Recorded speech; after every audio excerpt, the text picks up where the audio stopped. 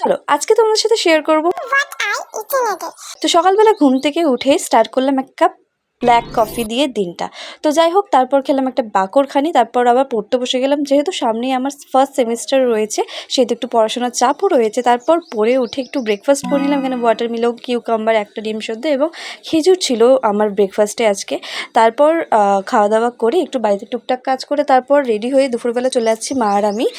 আজকে একটা নেমন্তন্ন বাড়িতে ছিল, তো সেহেতু ওখানেই যাচ্ছিলাম। আমাকে আর মাকে কেমন লাগছে তো কমেন্টে অবশ্যই লিখে জানিও। ওখানে লাঞ্চে ছিল চিকেন বিরিয়ানি এবং ছিল স্যালাড আর 2 রকমের মিষ্টি, একটা ছিল রসগোল্লা আর একটা ছিল কমলাভোগ। তারপর আইসক্রিম নিয়ে এসেছিলাম, সেটা ফ্রিজে রেখে দিয়ে নেক্সট দিনের ফ্রিজে আইসক্রিম রাখা ছিল চকোবার, এই আইসক্রিমটা খেয়ে নিলাম। তারপর খেয়ে একটা দুপুরবেলা টানা ঘুম দিয়ে ঘুম থেকে উঠে মুড়ি মাখিয়েছিলাম বিকালবেলায়। তারপর অনেক দিন ধরে ইচ্ছা করছিল এই মোমো খেতে, তো বাবাকে বললাম মোমো নিয়ে আসতে। বাবা মোমো নিয়ে এসেছিলো, চিকেন মোমো, যেটা ভীষণ জুসি এবং ভালো ছিল খেতে, দেখেই বুঝতে পারছো। আর রাত্রে করলাম পোলাও, কষা কষা মাংস এবং ভাত। কেমন লাগলো আজকের ব্লগটা জানিও।